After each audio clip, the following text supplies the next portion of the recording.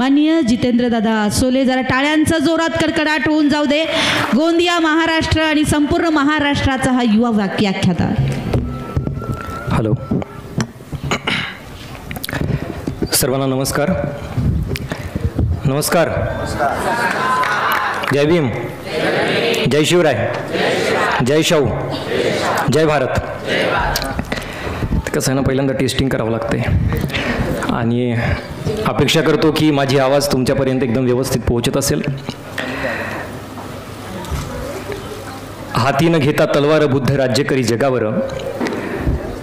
ज्या काळात संपूर्ण विश्वामध्ये हिंसा, अशांती, अंधश्रद्धा आणि अधर्म यांच्या प्रचंड स्तोम माजलेला होता, त्या काळात संपूर्ण विश्वाला शांतीच्या आणि अहिंसेचा मार्ग दाखवणारे महाकारुणिक तथागत गौतम बुद्ध, ज्ञान, चातुर्य, चारित्र्य, पराक्रम आणि संघटन या सत्वगुणांचे बाळकडू देणाऱ्या स्वराज्य संकल्पिका माँसाहेब जिजाऊ, ज्या महापुरुषानं स्वराज्याचे हे देखणं स्वप्न सत्यात उतरवलं, असे क्षत्रिय कुलावतंस कुडवाडी भूषण सिंहासनाधीश्वर छत्रपती शिवाजी महाराज. आणि ज्या महापुरुषाचं नाव घेतलं की आम्हा तरुणाईच्या नसानसातील रक्तच खवळायला वेळ लागत नाही, असा रौद्र शंभू अजिंक्य योद्धा छत्रपती संभाजीराजे या महापुरुषांना मी प्रथमतः अभिवादन करतो. बोला छत्रपती शिवाजी महाराज की, बोला छत्रपती संभाजी महाराज की. टिडा टोपी घालून म्हणते आम्ही साधू, दया धर्म चित्ते नाही ते जानावे भोंदू. आपल्या अभंगाच्या माध्यमातून समाज प्रबोधन करणारे वारकरी संप्रदायाचे कडस, अध्यात्माचे कडस माऊली संतश्रेष्ठ तुकाराम महाराज. तुमचे कपडे फाटके असतील तरी चालेल, पण तुमचे विचार मात्र फाटके असू नाहीत. पण फाटक्या कपड्यावरती सुद्धा विचारांच्या सर्वोच्च शिखरावरती पोहोचलेले दोन महामानव राष्ट्रसंत तुकडोजी महाराज व राष्ट्रसंत गाडगे बाबा यांनाही अभिवादन करतो. पशु का होत पण या नरका कचून होय. म्हणजे जनावराच्या चामड्यापासून पायातले जोडे, पायातले चप्पल तरी बनवता येतात, मग माणसाच्या चामड्याचा कुठं उपयोग? हे सांगताना संत कबीर असे म्हणतात, पशु का होत पण या नरका कचून होय, पर एक बार नर करणी करे तो नरका नारायण होय. काळाच्या पुढे असलेले पुरोगामी विचारांचे हिंदी कवी, संत साहित्यिक संत कबीरदासजी महाराज. विद्येविना मती गेली, मतीविना नीती गेली, नीतीविना गती गेली, गतीविना वित्त गेले, वित्ताविना शूद्र खचले. आणि एवढे अनर्थ एका विद्येने केले असं सांगून या अंधारात चाचपडणाऱ्या समाजात ज्ञानज्योती लावून शिक्षणाची ज्योत प्रज्वलित करणारे, स्त्री शिक्षण, समानता आणि स्वातंत्र्य यासाठी आयुष्यभर झटणारे आणि जगात छत्रपती शिवाजी महाराजांची पहिली शिवजयंती 1869 साली साजरी करणारे क्रांतीसूर्य महात्मा ज्योतिबा फुले, स्त्री शिक्षणाच्या आद्य देविका क्रांतीज्योती माता सावित्रीबाई फुले, लोकमाता अहिल्याबाई होळकर.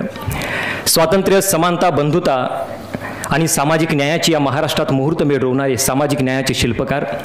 आरक्षणी संकल्पना ज्यांनी पहिल्यांदा आपल्या महाराष्ट्रात राबवली असे आरक्षणाचे जनक छत्रपती शिवाजी महाराज. छत्रपती संभाजी महाराजांनंतरच्या या महाराष्ट्राच्या मातीला, महाराष्ट्राच्या भूमीला लाभलेला पहिला असा लोकराजा राजश्री छत्रपती शाहूजी महाराजांच्या जन्मोत्सवाच्या निमित्तानं त्यांच्या पावन कार्यास, त्यांच्या स्मृतींना विनम्र अभिवादन करतो. आणि एकदाच मला विसरलात तरी चालेल, पण शाहूजी राजेने केलेलं कार्य कधीच विसरू नका. त्यांची जयंती दिवाळीसारखी साजरी करा, कारण ते सामाजिक लोकशाहीचे खरे आधारस्तंभ आहेत. असे म्हणणारे, माणसाला माणुसकी शिकवून जाणारे देशरत्न, विश्वरत्न, भारतरत्न, बोधिसत्व डॉक्टर बाबासाहेब आंबेडकर. आणि क्रांती ही झोपडीतच जन्माला येते, महालात जन्माला येतात ती गरिबाची रक्त पिणारी ढेकणं. या चिरडलेल्या, दडपलेल्या, नाकारलेल्या समाजाचे दुःख सांगत शिव शाहू फुले आंबेडकरी चळवळीला नवी दिशा देणारे साहित्य सम्राट अण्णाभाऊ साठे यांच्यासह तमाम महापुरुषांना, युग महापुरुषांना आणि महामातांना आपल्या टाळ्यांच्या प्रचंड गजरामध्ये अभिवादन करतो, त्यांच्या पावन कार्यास नमन करतो. सह्याद्री चॅरिटेबल ट्रस्ट संचलित हिरकणी न्यूज आयोजित लोकराजा राजश्री छत्रपती शाहूजी महाराज यांच्या जन्मोत्सवानिमित्त राज्यस्तरीय लोकराजा राजश्री शाहूजी महाराज पुरस्कार सोहळ्याचे मुख्य निमंत्रक असलेले आदरणीय डॉक्टर गणेशजी वाईकर आणि डॉक्टर मीनाक्षी मॅडम वाईकर आपण घेतलेला अत्यंत सुंदर आणि नियोजनबद्ध असा हा कार्यक्रम. सन्मान्य विचारपीठावर उपस्थित कार्यक्रमाचे सर्व सन्माननीय वैचारिक मान्यवर्गण, या ठिकाणी उपस्थित कार्यक्रमाचे अध्यक्ष आदरणीय दीपकदादा केदार, कार्यक्रमाचे उद्घाटक आदरणीय धनंजय बापूसाहेब पाटील सर. विचारपीठ खूप मोठा आहे, त्यामुळे प्रत्येकाचे नाव घेता येणं शक्य नाही, त्यामुळे दिलगिरी व्यक्त करतो. त्यामुळे सन्मान्य विचारपीठ, या विचारपीठासमोर बसलेले सर्व सन्मान्य वैचारिक श्रोतेगण हो, या ठिकाणी बसलेले सर्व सडसडत्या रक्ताचे माझे तरुण मित्र आणि मैत्रिणींनो, या ठिकाणी बसलेले सर्व छत्रपती शिवरायांच्या, डॉक्टर बाबासाहेब आंबेडकरांच्या आणि सर्व शिवशाहू फुले आंबेडकरी विचारांच्या वारसदारांनो, मी जितेंद्र माधवराव आसोले तुम्हा सर्वांना माझ्या हृदयाच्या देठापासून सप्रेम नमस्कार. जय जिजाऊ, जय शिवराय, जय भीम, जय भारत. बघा, टाळ्या वाजवायच्या असतील तर इमानदारीने टाळ्या वाजवा. असं कोल्हापुरात आल्यानंतर कसं आहे, असं वाटलं पाहिजे की मी आता आलोय गोंदियावरून. आणि तसंही माझ्या गोंदियाची ओळख जर सांगायला गेलं तर लोक म्हणतात महाराष्ट्रातला शेवटचा जिल्हा.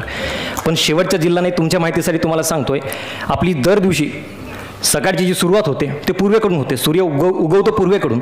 आणि महाराष्ट्राचा जर तुम्ही भौगोलिक नकाशा जर तुम्ही बघितलात तर तुम्हाला एक गोष्ट लक्षात दिसेल की महाराष्ट्राच्या पूर्वेकडील सर्वात पहिला जिल्हा जर कोणता असेल तर तो माझा गोंदिया जिल्हा आहे. आणि म्हणून महाराष्ट्राचा शेवटचा नाही तर महाराष्ट्राचा सुरुवातीचा जिल्हा माझा गोंदिया जिल्हा आहे. आणि त्या जिल्ह्यातून मी तुमच्या समोर आलो आहे. आणि मला वाटतं की तेवढ्या दुरून तेवढ्या लांबून मी आलो आहे, तर टाळ्या थोड्या बऱ्यापैकी वाजल्या. तर त्याच्या कार्यक्रमाच्या सुरुवातीला सांगतो की टाळ्या वाजवणाऱ्यांचे एकूण 3 प्रकार असतात.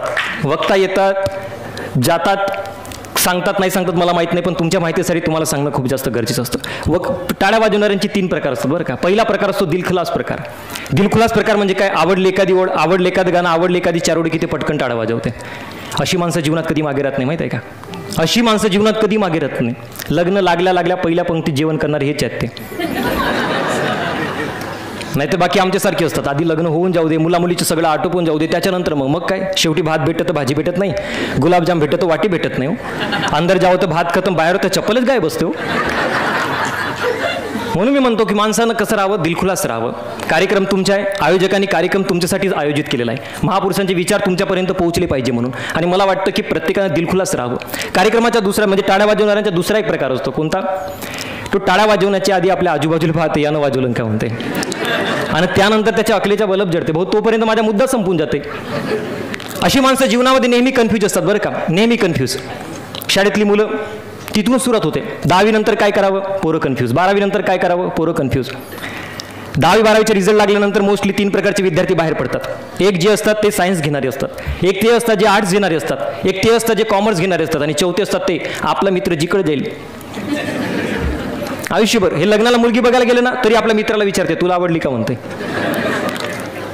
अशी माणसं जीवनामध्ये नेहमी कन्फ्यूज असतात. म्हणून मला सुरुवातीला सांगणं की कन्फ्यूज राहू नका. आणि टाळ्या वाजवणाऱ्यांचा एक तिसरा प्रकार असतो, हात बांधणारा प्रकार. तुम्ही कितीही चांगलं सांगा, कितीही चांगलं बोला, हम तो तालिया नाही बजाएंगे भैया. जसे काय यांची ग्रामपंचायत, जसं काय यांची नगरपालिका टॅक्स घेते टाळ्या वाजवल्यावर. त्यामुळे कार्यक्रम तुमच्या आहे. आयोजक इतके दिलदार आहेत, इतके दिलखुलास आहेत, आणि त्यांनी कार्यक्रम तुमच्यासाठी आयोजित केला. मला तेवढा लांबून आमच्यासाठी बोलवलेला आहे. त्यामुळे मला वाटतं की एकदा टाळ्यांचा गजर झाला पाहिजे. आयोजकांनी सांगितलं की आपल्याला मार्गदर्शन करायचं, पण मला तुम्हाला एक सांगावंसं वाटतं की मार्गदर्शन करण्यासाठी मोस्टली तुमच्याकडे 2 गोष्टी असाव्या लागतात. पहिलं म्हणजे तुमच्याकडे ज्ञान असावं लागतं, आणि दुसरं म्हणजे तुमच्याकडे अनुभव असावा लागतो. मी काही तुमच्या इतकं फार मोठा ज्ञानी नाही, ऐतिहासिक भूमीतून बोलतोय, फार मोठा मी तुमच्या इतका ज्ञानी नाही, आणि तुमच्या इतका अनुभवांना सुद्धा मोठा नाही, कारण अनुभवासाठी तुमच्याकडे वय फार जास्त असावं लागतं. आणि माझे वय सध्या 25 आहे, आयुष्याचे 25 गाठली आहे मी. पण एक गोष्ट मला समजली की आयुष्याच्या एवढ्या प्रवासातून, भेटलेल्या चांगल्या माणसांकडून, वाचलेल्या चांगल्या पुस्तकाकडून, आणि स्वतःच्या स्वानुभवातून मला जे काही चांगलं शिकायला मिळालं आहे ते मी तुमच्या पुढ्यात मांडून जाणार आहे. बरीच लोक म्हणतात की या प्रबोधनाच्या कार्यक्रमानं, व्याख्यानाच्या कार्यक्रमानं खरंच लोकांमध्ये सुधार होतो का, परिवर्तन होतो का. तुम्हाला सर्वांना एक साधा प्रश्न विचारतोय, रामायण महाभारत बघून लोक सुधारले का हो? जोरात बोला, सुधारले का? आमचा एक मित्र आहे बरं का, तो नागपूरला असतो. कोविडच्या काळामध्ये सगळ्यांच्या हातातली कामं बंद पडून गेली होती, काय करावं कोणाला काही सुचेना. आता कोविडचा काळ म्हटलं तर तो लई बेकार काळ होता. मी माझ्या मित्राला सहज फोन करून विचारलं, म्हटलं तर दिवसभर करतोच काय, हाताला काही काम नाही. त्यानं फार मार्मिक उत्तर दिलं. म्हटलं रामायण आणि महाभारत पाहतो, चांगलं आहे ना, 2 गोष्टी तुला शिकायला मिळतील. रामायण महाभारतपासून लेकरावर चांगले संस्कार. मी त्याला सहज विचारलं, म्हटलं काय समजलं रे रामायण महाभारत बघून. काय म्हणे, समजलं तेवढं काही नाही म्हणे, पण एक गोष्ट मला लक्षात आली म्हणे. म्हटलं काय. मला वाटतं रामायण म्हणजे मला अपहरणाचा केस वाटून राहिला म्हणे, आणि महाभारत म्हणजे जमिनीचा केस वाटून राहिला म्हणे. म्हटलं गड्या, तू रामायण महाभारत पाहतोस की सावधान इंडिया पाहून राहिलायस. आणि तू एकटा रामायण महाभारत बघायचा नाही, आपल्या 6-7 वर्षाच्या लेकराला जवळ बसून तो रामायण महाभारत दाखवायचा. का तर आपल्या लेकरामध्ये प्रभू रामचंद्राचे गुण आले पाहिजे, श्रीकृष्णाचे गुण आले पाहिजे म्हणून. आणि त्या लेकराने गुण कोणाचे घेतले माहिती आहे का, कुंभकर्णाचे. आधी पोरग 7ला झोपून उठायचा तर 10ला झोपून उठतो. परिवर्तन होईल का, सुधार होईल का. बघा रामायणामध्ये 2 व्यक्ती असे होते, एक होता बिभीषण आणि दुसरी होती मंथरा. असं म्हणतात की रावणाच्या राज्यात राहूनही बिभीषण बिघडला नव्हता, आणि प्रभू रामचंद्राच्या राज्यात राहूनही मंथरा सुधारली नव्हती. म्हणजे माणसाचं घडणं आणि माणसाचं बिघडणं हे त्याच्या परिस्थितीवर नव्हे तर त्याच्या मनस्थितीवर आणि त्याच्या विचारांवर डिपेंड करते. आणि त्या विचारांना आणि त्या विचारांना दुरुस्त करण्याचे, त्या विचारांना रिप्लेस करण्याचे काम हे प्रबोधनाच्या माध्यमातून, व्याख्यानाच्या माध्यमातून आपल्यासाठी होत असते. बघा, तथागत गौतम बुद्धांनी जगातला सर्वात मोठा तत्वज्ञान आपल्याला साध्या आणि सोप्या शब्दामध्ये दिलाय, तो म्हणजे अत्त दीपभव. स्वतःला स्वयंप्रकाशित करायला शिका, स्वतःला ओळखायला शिका. कोणी सांगतोय म्हणून नाही, तर घरी गेल्यानंतर त्या संबंधानं आपण विचार जरूर करू. पटलं तर स्वीकारा, नाही पटलं तर सोडून द्या. कोल्हापूरचं नाव घेतलं की सर्वप्रथम जर कोणती व्यक्ती आपल्या डोळ्यासमोर येत असेल तर ती म्हणजे लोकराजा राजश्री छत्रपती शाहूजी महाराज. छत्रपती शिवाजी महाराज, छत्रपती संभाजी महाराजांच्या नंतरच्या या महाराष्ट्राच्या भूमीला लाभलेला पहिला असा लोकराजा. छत्रपती शिवरायांच्या प्रतिबिंबाला शोभाव असा कर्तृत्ववान राजा आपल्या कोल्हापूरच्या मातीला लाभला, हे कोल्हापूरकरांचं खरं भाग्य आहे. आपल्या भारताच्या इतिहासामध्ये शेकडो महाराजे झाले, शेकडो राजे झाले, पण माणसातला राजा आणि राजातला माणूस एकच, ते म्हणजे लोकराजा राजश्री छत्रपती शाहूजी महाराज. 1884 ते 1922 या 28 वर्षांच्या अल्प कालावधीत स्वतःच्या स्वकर्तृत्वाच्या जोरावर, स्वतःच्या ज्ञानाच्या जोरावर आपल्याला समाजामध्ये न्याय संस्था स्थापित करता येते, सामाजिक लोकशाही स्थापित करता येते, हे सांगणारा राजा म्हणजे लोकराजा राजश्री शाहूजी महाराज होते. कारभाऱ्यांनी सांगावं आणि आपण फक्त मान डोलवावी असा प्रकार शाहूजीराजेंना पटणारा नव्हता. आणि जेव्हा पहिल्या प्रथम शाहूजीराजेंच्या हाती सूत्र आले 2 एप्रिल 1884 साली, तेव्हा त्यांनी एक क्रांतीचा जाहीरनामा प्रसिद्ध केला. आणि त्या जाहीरनाम्यात महाराज म्हणतात की आमची सर्व प्रजा सुखी राहावी, आमच्या प्रजेचे कल्याण होत राहावे आणि आमच्या संस्थानातल्या प्रत्येकांची भरभराट होत राहावी, अशी आमची इच्छा आहे. एक राजा कसा असावा, एक नेता कसा असावा, एक पॉलिटिशियन कसा असावा, याची सुरुवात इथून होते. पहिल्यांदा ज्यांच्यासाठी आपल्याला काम करायचे आहे, ज्यांच्यासाठी आपल्याला समाजकारणात, राजकारणात उतरायचे आहे, त्यांच्यासाठी पहिल्यांदा ध्येय तर ठरवा. किती साधं, किती सोपं ध्येय होतं. माझी सर्व प्रजा सुखी राहावी, माझ्या सर्व प्रजेचे कल्याण होत राहावे आणि माझ्या संस्थानातल्या प्रत्येकाची भरभराट होत राहावी, अशी आमची इच्छा आहे, असे म्हणणारे लोकराजा राजश्री शाहूजी महाराज. आणि म्हणून जेव्हा पहिल्या प्रथम शाहूजीराजेंच्या हाती सूत्र आले, त्यांनी संपूर्ण कोल्हापूर संस्थांचा दौरा आखण्याचे ठरवलं. ब्रिटिशांनी त्यांना सूचना केली की महाराज, इंग्लंड युरोपची सफर करावी, इकडे कोल्हापूरच्या खेड्यापाड्यात काय पाहायला भेटणार तुम्हाला. पण महाराजांनी ती सूचना धुडकावून लावली आणि संपूर्ण कोल्हापूर संस्थांच्या, आपल्या लोकांची परिस्थितीची पाहणी करण्यासाठी संपूर्ण कोल्हापूर संस्थांचा दौरा त्यांनी आखला. महाराजांना पहिल्या प्रथम जाणून तर घ्यायचे होतं की ज्यांच्यासाठी मी राजा बनलोय त्यांची परिस्थिती नेमकी कशी आहे, ते खातात काय, ते पितात काय, त्यांना रस्त्यानं चालायला बरोबर रस्ते आहेत का, त्यांच्या मुलंबाळांना शिकण्यासाठी शाळा आहे का, त्यांना व्यवस्थित पाणी पोहोचतंय का, त्यांना शेतीवाडी आहे का. आणि हे सर्व पाहत असताना बघा, एक राजा कसा असावा याचे दुसरं उदाहरण शाहूजीराजेंचं. ज्यांच्यासाठी आपल्याला काम करायचे आहे त्यांच्या जवळ जाऊन बघा, त्यांच्या समस्या काय ते पहिल्यांदा विचारून बघा. आणि या सर्व कोल्हापूर संस्थांची पाहणी करत असताना शाहूजीराजेंना 2 गोष्टींनी सगळ्यात जास्त चिंतेत पाडलं. पहिलं म्हणजे शेतकरी, शेतमजूर, 12 बलुतेदार यांच्या मुलंबाळांना शिकण्यासाठी शाळा नव्हत्या. आणि दुसरं म्हणजे महार, मांग आणि चांभार म्हणून, अस्पृश्य म्हणून हिनवल्या जाणाऱ्या या समाजातल्या लोकांना कुत्र्या मांजरापेक्षा हीन रीतीनं वागणूक दिली जायची. महाराज अत्यंत गंभीर झाले, महाराज अत्यंत चिंतेत पडले. महाराजांना आपल्या बहुजनांच्या शिक्षणाविषयी प्रचंड तळमळ वाटायला लागली. कारण सुरुवातीला मी जे ओळी सांगितल्यात, राजश्री शाहूजी महाराजांच्या विचारांवर महात्मा ज्योतिबा फुलेंच्या विचारांचा खूप प्रभाव होता. आणि म्हणून महात्मा फुलेंच्या ओळी होत्या, विद्येविना मती गेली, मतीविना नीती गेली, नीतीविना गती गेली, गतीविना वित्त गेले, वित्ताविना शूद्र खचले, एवढे अनर्थ एका विद्येने केले. शाहूजीराजेंना तेव्हाच माहीत होतं की नाही, शिक्षण जर आपल्या मुलाला मिळालं नाही तर त्यांना नीती, मती, गती, वित्त आणि स्वाभिमान त्यांचा एक दिवस संपूर्ण नष्ट होऊन जाईल. आणि म्हणून त्यांच्यापर्यंत ते शिक्षण पोहोचलं पाहिजे. आणि म्हणून त्यांनी पहिल्या प्रथम करवीर इलाक्यामध्ये मोफत आणि सक्तीचं शिक्षण सुरू केलं आपल्या संपूर्ण देशात. पहिल्यांदा करवीर इलाक्यामध्ये मोफत आणि सक्तीचं शिक्षण सुरू करणारे राजश्री शाहूजी महाराज. जिथे 500,000ची लोकवस्ती असेल तिथे स्वतंत्र शाहूजीराजेंनी शाळा काढल्या. त्याकडच्या मुंबई इलाक्याच्या शिक्षणाचे जेवढे बजेट होते त्याहून जास्त पैसे शाहूजीराजेंनी आपल्या संस्थानामध्ये खर्च केले. आणि एवढं सगळं खर्च करून सुद्धा जे आईवडील आपल्या मुलांना शाळेत पाठवत नव्हते, त्या आईवडिलांना, जे आईवडील आपल्या मुलांना शाळेत पाठवणार नाही त्यांना महिन्याला 1 रुपये दंड ठोकणारा ते म्हणजे राजश्री शाहूजीराजे होते. विचार करा, आज सरकारी शाळा परवडत नाही म्हणून आपले राज्यकर्ते ते बंद करायला निघतात. आदिवासी, डोंगराळ, दुर्गम, ग्रामीण भागातल्या सरकारी शाळा परवडत नाही म्हणून आपले राज्यकर्ते जेव्हा बंद करायला निघतात तेव्हा 100 वर्षांपूर्वी खेड्यापाड्यात जाऊन आपल्या लोकांसाठी, आपल्या बहुजनातल्या लोकांसाठी शाळा सुरू करणारे खरे शिक्षण महर्षी लोकराजा राजश्री शाहूजी महाराज होते. शिक्षणाची खरी व्याख्या, शिक्षणाचे खरं महत्त्व शाहूजीराजेंना त्या काळात पटलं होतं. डॉक्टर बाबासाहेब आंबेडकर म्हणतात, निवड लिहिता वाचता येणं म्हणजे शिक्षण नव्हे, हातात वही पेन दिलं म्हणजे शिक्षण होत नाही. शिक्षणाची व्याख्या बाबासाहेब आंबेडकरांनी सांगितली की शिक्षण म्हणजे ते जे बुद्धीला सत्याकडे, भावनेला माणुसकीकडे आणि आपल्या शरीराला श्रमाकडे घेऊन जाते, त्याला म्हणावं खऱ्या अर्थानं शिक्षण. आणि शाहूजीराजेंना तेव्हाच माहित होतं की आपण जर आपल्या लेकरांना व्यवस्थित जर शिक्षण दिलं तर त्यांच्या बुद्धीला आपल्याला सत्याकडे घेऊन जाता येऊ शकेल, त्यांच्या शरीराला श्रमाकडे आपल्याला घेऊन जाता येऊ शकेल, त्यांच्या भावनेला माणुसकीकडे घेऊन जाता येऊ शकेल. आज बघा ना काय झालं, बुद्धीला सत्याकडे घेऊन जाणारं शिक्षण म्हणजे काय की जे सत्य आपल्याला बघायला लावेल, जे सत्य आपल्याला बोलायला लावेल. म्हणजे असं शिक्षण कधी आपल्या लेकरांना कधी खोटं बोलायला शिकवणार नाही, आपल्या पिढीला कधी खोटं बोलायला शिकवणार नाही. आज काय अवस्था झाली हो आपल्या शिक्षणाची. मला कधी कधी प्रश्न पडतो की ज्या काळामध्ये माझ्या राष्ट्रमाता राजमाता मासाहेब जिजाऊंनी जे शिक्षण छत्रपती शिवरायांना छत्रपती संभाजी महाराजांना दिलं होतं, जे शिक्षण माझ्या ज्योतिबा फुलेंनी सावित्रीमाई फुलेंना दिलं होतं आणि सावित्रीमाई फुलेंनी जे सर्व समाजाला दिलं होतं, तो शिक्षण आज कोणत्या विद्यापीठामध्ये शिकवलं जातंय हो. आणि म्हणून ते सत्य बोलायला लावणारं शिक्षण पहिल्यांदा आपल्या लेकरापर्यंत पोहोचत आहेत का याचा विचार प्रत्येक मायबापानं स्वतःसाठी करावा. एक दिवस काय झालं की एक मुलगा एका शाळेमध्ये एक मुख्याध्यापक होते आणि एक शिक्षक होते. मुख्याध्यापकाने शिक्षकांना सूचना केली की आपल्या शाळेमध्ये स्नेह संमेलनाचे कार्यक्रम पार पाडायचे, गॅदरिंगचे प्रोग्राम पार पाडायचे. वर्गात जा आणि पोरांना सूचना द्या की शाळेमध्ये 100 रुपये फी जमा करतील. शिक्षक वर्गात गेल्यानंतर मुलांना सूचना देऊ लागला, पोरांनो आनंदाची बातमी बरं का, आपल्या शाळेमध्ये गॅदरिंगचे प्रोग्राम आहे, स्नेह संमेलनाचे कार्यक्रम आहे आणि सर्वांनी शाळेमध्ये फी जमा करायचे. पोरं ओरडू लागले, किती आणायचे सर, किती आणायचे. मास्तर जरा हुशार होता, तो म्हणाला 150 रुपये आणायचे. सायंकाळी सुट्टी झाली, सर्व पोरं घरी गेले.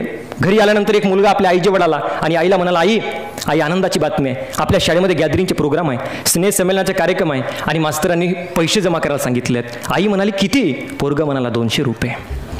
सायंकाळी त्या पोराचे वडील आले. आईने सांगितलं, ऐकता का, लेकराच्या शाळेमध्ये गॅदरिंगचे प्रोग्राम आहे, स्नेह संमेलनाचे कार्यक्रम आहे आणि तिथल्या शिक्षकांनी त्यांना पैसे आणायला सांगितलेत. बाप म्हणाला किती. आई म्हणाली 300 रुपये. 100 रुपयानं आमचा प्रवास सुरू होतो आणि 300 रुपयावर येऊन थांबतो. खरंच आमचं शिक्षण आमच्या पोरांना, आमच्या पिढीला सत्य बोलायला लावतोय का, हा सगळ्यात महत्त्वाचा प्रश्न आहे. आणि घराघरामध्ये सुद्धा निवड शाळा जबाबदार नाही तर आई वडील म्हणून आम्ही सुद्धा तेवढेच जबाबदार आहोत. म्हणून शाहूजीराजेंनी आईवडिलांवर 1 रुपया महिन्याला दंड ठोकला होता. त्याचं कारण हे आहे, घरामध्ये एखाद्याच्या फोनाला बापाला फोन उचलायचं नसतं. तो 6-7 वर्षाच्या मुलाला आपल्या जवळ बोलवतो आणि बाबा म्हणतो त्याला की बघ या काकाचा फोन आलाय, मला यांच्यासोबत बोलायचं नाही, यांना सांग की मी घरी नाही म्हणून. तो 5-6 वर्षाचा मुलगा पहिल्यांदा आपल्या आयुष्यात खोटं बोलायला लागतो. पहिल्यांदा आपल्या बापाकडे पाहतो आणि म्हणतो, विचार करतो, हा 6 फुटाचा बाप मला माझ्या डोळ्यासमोर दिसतोय, हा कसं म्हणतोय की मी घरी नाही म्हणून. त्यानं लगेच फोन उचललं, कानाला लावलं, म्हटलं हॅलो काका, बाबांनी सांगितलंय की मी घरी नाही म्हणून सांग म्हणून. बापान त्याला जवळ बोलावलं, त्याच्या कानाखाली आवाज काढला. पण त्या दिवशी त्या पोराच्या मनामध्ये कोणता कुसंस्कार पडला माहिती आहे की नाही, आयुष्यामध्ये जर आपण सत्य बोललं तर मार खावं लागते म्हणून. मग तो पोरगा आयुष्यभर सत्य बोलायला घाबरते. दुसऱ्या दिवशी पुन्हा त्या काकाच्या फोनाला बापानं सांगितलं, आज जर स्वतःची अक्कल लावली तर बघ. त्यानं काही सांगितलं नाही, बापान जेवढं सांगितलं तेवढं त्यानं केलं. म्हटलं हॅलो काका, बाबा कुठेतरी बाहेर गेलात. बापान ते ऐकलं, त्याला जवळ बोलावलं, त्याच्या पाठीवरती शाबाशी दिली. पण त्या दिवशी त्या पोराच्या मनामध्ये पुन्हा कोणता कुसंस्कार पडला की नाही, आयुष्यामध्ये जर आपण खोटं बोललं ना तर शाबाशी भेटते म्हणून. उद्या चालून जर तो नेता झाला, उद्या जाऊन तो पुढं अधिकारी बनला, वकील झाला आणि कोणत्याही त्या क्षेत्रामध्ये जाऊन जर तो घोटाळे करत असेल तर माफ करा, त्या पोराची चूक आहे हो. मायबाप म्हणून आणि आमची शाळा म्हणून त्याच्यावर संस्कारच आमचे कमी पडलेत. आमचं शिक्षण आमच्या मुलांना सत्य बोलायला लावतंय का, सगळ्यात महत्त्वाचा विचार आहे. दुसरं म्हणजे भावनेला माणुसकीकडे घेऊन जाणारं शिक्षण असायला हवं. भावनेला माणुसकीकडे घेऊन जाणारं शिक्षण म्हणजे काय की असा शिक्षण जो माणसाने माणसाशी माणसासम कसे वागावे हे आपल्याला शिकवते. म्हणजे असा शिक्षण जो जातीमध्ये, धर्मामध्ये, प्रांतामध्ये, गरीब श्रीमंतीमध्ये कधी भेदाभेद करायला शिकवत नाही. असा शिक्षण आमच्या लेकरांपर्यंत पोहोचत आहेत का, हा सगळ्यात महत्त्वाचा विचार आहे. पहिलीच्या वर्गामध्ये पहिलीच्या शिक्षकानं सर्व मुलांना सूचना दिली की जी पोरं SC, ST आणि OBCची आहेत त्या पोरांनी उत्पन्नाचा दाखला शाळेमध्ये जमा करावा, नाहीतर त्यांना स्कॉलरशिप मिळणार नाही. आता पहिलीची पोरं ते एकमेकांच्या तोंडाकडे बघायला लागली. म्हणलं कोण SC, कोण ST, कोण OBC, त्यांना काही अजून जातीचा अर्थबोध झाला नव्हता. शिक्षकाला नंतर समजलं. शिक्षकानं मग प्रत्येकाला उभं केलं आणि त्याला त्याची जात समजावून सांगितली, बाळा तुझ्यात SC, तुझ्यात ST, तुझ्यात OBC, तू ओपन कास्ट. आणि तेव्हा जाऊन मग शिक्षकानं त्यांना एक फॉर्म दिलं आणि त्या फॉर्मच्या नावासमोर आपली जात टिक करायला सांगितली. प्रत्येक मुलांना स्वतःच्या नावासमोरची जाते टिक केली. तेवढ्यातच एक हुशार वर्ग उभा राहिला आणि तो गुरुजीला प्रश्न विचारतो, सर तुमची जात कोणती व. आणि त्या शिक्षकानं जे उत्तर दिलं, मला वाटतं आज राजश्री शाहूजी महाराजांच्या जन्मोत्सवाच्या निमित्तानं हा जो कार्यक्रम पार पडतोय, घरी जाताना ते उत्तर घेऊन चला, आपल्या डोक्यामध्ये ते घेऊन चला. त्या शिक्षकानं उत्तर दिलं, पोरा माझी जात माणुसकीची आहे र, माझी जात माणुसकीची आहे. आता माणुसकीची जात सांगल्याबरोबर ते पोरं फॉर्म चेक करायला लागलं. तिथे SC, ST, OBC सगळ्यात जातीचे माणुसकीची जातच त्याला सापडे ना. म्हटलं ही कुठली जात आहे. तो पोरगा म्हणला, सर तुमच्या जातीचे तिकडं कोणीच नाही म्हणे. तो शिक्षक म्हणाला, होय बाळा म्हणे, माणुसकीच्या जातीची माणसं आता हळूहळू संपत चालली आहे. तुला एक गोष्ट सांगू बाळा म्हणे, तो आयुष्यात खूप मोठा हो, डॉक्टर हो, वकील हो, नेता हो, कोणत्याही क्षेत्रातला बाप हो, ज्या क्षेत्रात जायचं त्या क्षेत्रात जा, पण एक दिवस एवढा मोठा हो की आपल्या नावाच्या पाठीमागची संपूर्ण जातच मिटवून टाक. फक्त एक जात ठेवते म्हणजे माणुसकीची आणि एक धर्म ठेव फक्त मानवतेचा, संपला विषय. ती शिकवण आमच्या लेकरांना आम्हाला देता येईल का, शाहूजीराजेंच्या जन्मोत्सवाच्या निमित्ताने याचा विचार करावा. आणि तिसरं म्हणजे काय, आपल्या शरीराला श्रमाकडे घेऊन जाणारं शिक्षण आम्हाला आमच्या लेकरांना देता येईल का. शरीराला श्रमाकडे घेऊन जाणारं शिक्षण म्हणजे असं शिक्षण जे भिकेमध्ये मिळालेल्या पोळीपेक्षा कष्टाने कमवलेली भाकरी गोड असते हे आपल्याला शिकवते. म्हणजे असं शिक्षण जो आपल्या लाचारीनं जगाला कधी शिकवत नाही. हे शिक्षणाच्या माध्यमातून आपल्या मुलापर्यंत पोहोचलं पाहिजे. हे शाहूजी महाराजांचे प्रामाणिक धोरण होतं. त्यांना तेव्हा समजलं होतं की जातपात जर आपल्याला मिटवायचे असेल तर सुरुवात आपल्याला शिक्षणापासून करावी लागणार आहे.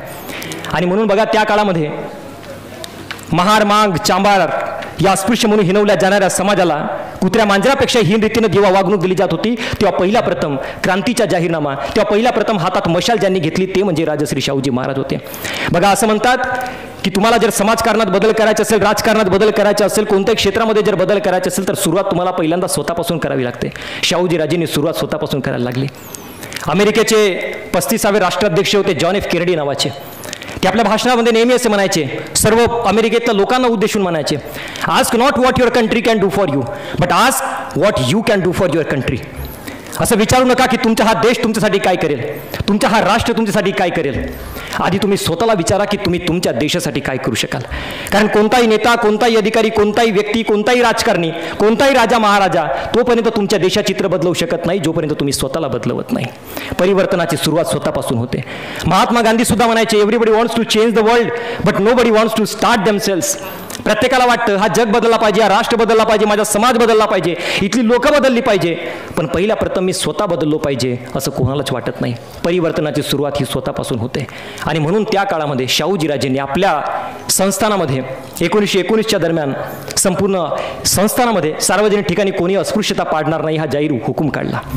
आणि आपल्या संस्थानामध्ये जाहीर हुकूम काढणारे राजश्री शाहूजी महाराज, त्यावेळची ते बावडा बंगल्याच्या आवारात घडलेली घटना सगळ्यांना माहीत असेल पण तरी ते सांगतो. बावडा बंगल्याच्या आवारात सगळी नोकरचाकर माणसांची कामं सुरू होती. एक गंगाराम कांबळे नावाचा एक अस्पृश्य समाजातला एक घोड्याच्या पागेतला एक सरकारी मोत्तद्दार,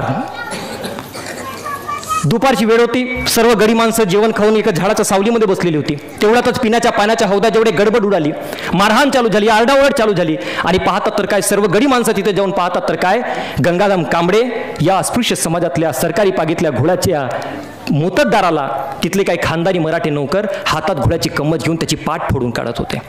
कारण काय, तर त्याने तो विहिरीच्या पाण्यात, तो पिण्याच्या पाण्याचं जे विहीर होतं ते विहीर बाटवलं म्हणून, पिण्याच्या हौद बाटवला म्हणून त्याला मारहाण केली जात होती. त्या लोकांनी त्यांना रक्तबंबाळ होईपर्यंत मारलं होतं. पण 1919 साली स्वतः शाहूजी राजेंनी आपल्या संस्थानामध्ये सार्वजनिक ठिकाणी अस्पृश्यता न पाडण्याचा हुकूम काढून सुद्धा त्यांच्या संस्थानात ही घटना घडली. अत्यंत लाजिरवाणी घटना होती. तेव्हा शाहूजी राजे दिल्लीला गेले होते, काही कामानिमित्त होते आणि ते परत येण्याची वाट शाहूजी, ते गंगाराम कांबळे आणि त्यांचे सहकारी लोक पाहत होते. आणि जेव्हा शाहूजी राजे आले तेव्हा लोकांनी त्यांची भेट घेतली आणि घडलेला सर्व प्रकार सांगितला. कसे त्यांना घोड्याच्या कमतीने त्यांना मारहाण केली गेली, रक्तबंबाळ होईपर्यंत कसं त्यांना मारलं गेलं. आणि ऐकत असताना शाहूजी राजेंच्या डोळ्यामध्ये अंगार फुलत होता. तळपायाची आग मस्तकात जाऊन पोहोचली होती. शाहूजी राजेंनी ज्यांनी गंगाराम कांबळेला मारलं त्या सर्वांना बोलवून घेतलं आणि हातात घोड्याची कम्मत घेऊन त्या सर्वांची पाठ फोडून काढली. कारण शाहूजी राजेंना माहित होतं की मी काढलेला हा हुकूम आहे, मी काढलेला आदेश आहे आणि त्या आदेशाचं पालन झालंच पाहिजे, मग तो कोणी असो. आणि त्या मिनिटाला महाराजांनी तो जात पाहिली नाही, महाराजांनी धर्म पाहिला नाही, हा कोणा जातीचा आहे की कोणा धर्माचा आहे, म्हणून आदेशाचं पालन झालं पाहिजे. हे शाहूजी राजेंचे कार्यकर्तृत्व होते. आणि म्हणून बघा, निव्वळ महाराजांनी समस्येचं समाधान करण्यासाठी फक्त आश्वासन दिलं नाही तर त्याच्या तळागाळापर्यंत पोहोचण्यासाठी काम केलं. शाहूजी राजेंना माहित होतं की निव्वळ सरकारी नोकऱ्या देऊन यांची काही परिस्थिती आपल्याला सुधारता येणार नाही, म्हणून त्यांना स्वतंत्र व्यवसाय करण्यासाठी सुद्धा त्यांना प्रभुत्व दिलं, त्यांना पुढाकार दिला, त्यांना प्रोत्साहन दिलं आणि त्यांना सांगितलं की स्वतंत्र व्यवसाय करा. गंगाराम कांबळे यांनी शाहूजी राजेंच्या प्रोत्साहनानं भाऊसिंगजी रोडवर सत्यसुधारक हॉटेल सुरू केलं. हॉटेल सुरू केलं खरं, पण महाराजच्या हातचा चहा पिणार कोण?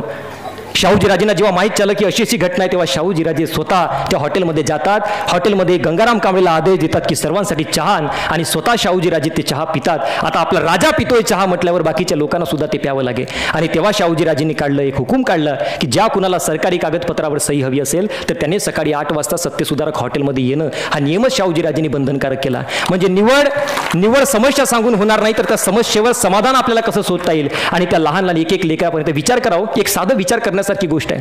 100 वर्षांपूर्वी जेव्हा एका दलित समाजातल्या एका सर्वसामान्य माणसानं पिण्याच्या पाण्याचा हौद बाटवला म्हणून जेव्हा त्याला मारहाण केली जात होती, तेव्हा 100 वर्षांपूर्वी त्याच माणसाला आपल्या गावात हॉटेल काढून देऊन तिथे चहा प्यायला जाणारा राजा म्हणजे राजश्री शाहूजी महाराज होते. जेवढे महान कर्तृत्व त्या महाराजांचे होते. आणि म्हणून बघा, विचार करण्यासारखी गोष्ट आहे की आपल्या भारतीय राज्यघटनेच्या कलम 17 मध्ये आर्टिकल 17 मध्ये संपूर्ण अस्पृश्यता नष्ट केलेली आहे. 1955च्या भारत सरकार कायद्यानं आपल्या देशातली अस्पृश्यता एक देशव्यापी कायदा करून संपूर्ण नष्ट करून टाकलाय. पण त्याच्या 25-50 वर्ष अगोदर स्वतः शाहूजीराजे आपल्या राज्यकारभारामध्ये असे कायदे केले की ज्यांचा मूळ गाभा आज राज्यघटनेच्या आपल्याला तरतुदीमध्ये मिळतोय. शाहूजीराजेंनी संपूर्ण संस्थानामध्ये विचार करा 50% आरक्षण जाहीर करून दिलं. 50% आरक्षण 2 जुलैला 1902 साली. एवढी मोठं गिफ्ट आपल्या सर्वसामान्य लोकांना कोण देतं आजच्या काळामध्ये? या सर्वसामान्य लोकांना, तळागाळातल्या लोकांना शाहूजीराजेंनी एकत्र आणलं. ज्या समाजावर अन्याय अत्याचार होत असेल त्यांच्यासाठी शाहूजीराजेंनी लढा दिला. आणि शाहूजीराजेंचे कार्य फक्त एवढंच नव्हतं. ज्या डॉक्टर बाबासाहेब आंबेडकरांना आम्ही आपलं प्रेरणास्रोत मानतो, त्या डॉक्टर बाबासाहेब आंबेडकरांना त्या भीम नावाच्या महासूर्याचं आभाळ म्हणजे राजश्री शाहूजी महाराज होते.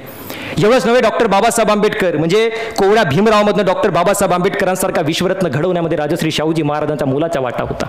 ही सगळ्यात महत्त्वाची गोष्ट आहे. जेव्हा केव्हा शाहूजीराजेंना डॉक्टर बाबासाहेब आंबेडकरांना मदत लागली, मग ते पैशाची अडचण असो किंवा कोणतीही अडचण असो, 1913 साली कोलंबिया विद्यापीठामध्ये जाणे असो किंवा 1920 साली London school of economics and political सायन्समध्ये ॲडमिशन घेणे असो, मूकनायक वृत्तपत्र सुरू करण्यासाठी असो, प्रत्येक ठिकाणी जेव्हा जेव्हा डॉक्टर बाबासाहेब आंबेडकरांना मदत लागली तेव्हा शाहूजीराजेंनी त्यांचा पुढाकार घेतला.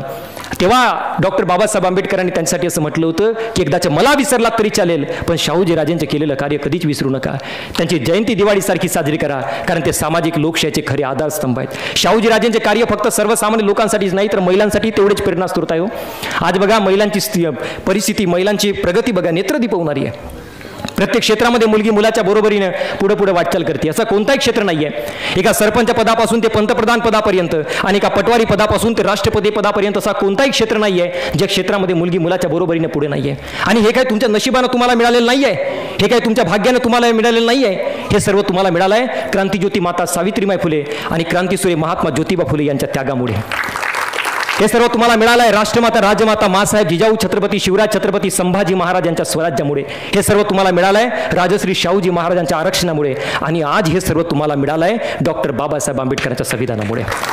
ही संविधानाची ताकद आहे. विचार करा, भारतामध्ये 29 राज्य आहेत, 10 धर्म आहेत, 7,500 जाती आहेत, 3,000 भाषा आहेत, हजारो संस्कृती आहेत, शेकडो पंथ आहेत, 45 कोटी कुटुंब आहेत, 150 कोटी लोकसंख्या आहे. आणि गेल्या 75 वर्षांपासून या सर्वांना एकत्र बांधून ठेवणारा आपला भारतीय संविधान आहे. आणि म्हणून त्या संविधानानं तुम्हाला हे सर्व प्रदान केलं आहे.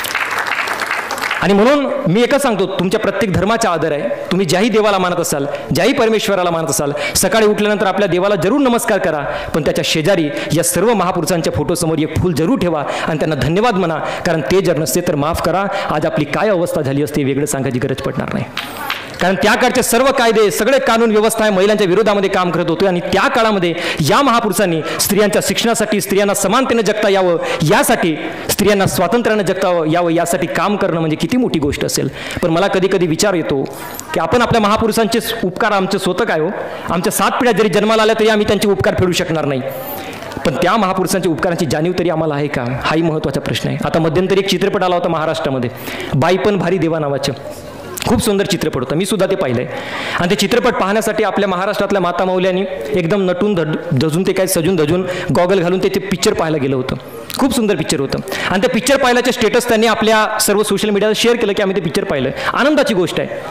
पण कधी विचार केलाय का, ज्यांच्यामुळं आपलं बाईपण भारी झालं त्या महात्मा ज्योतिबा फुले आणि सावित्रीबाई फुले यांच्या जीवनावर जेव्हा फुले चित्रपट येतो तेव्हा तो फुले चित्रपट पाहायला आमच्या माता मौल्या गर्दी करत नाही. ही सगळ्यात मोठी शोकांतिका आहे. ही सगळ्यात मोठी शोकांतिका आहे. विचार करा, त्या महापुरुषांनी जेवढं काम केलं ना, स्वतःच्या आयुष्याची राख रांगोळी करून टाकली होत्या महापुरुषांनी. स्वतःच्या आयुष्याची राख रांगोळी करून टाकली. कोणासाठी?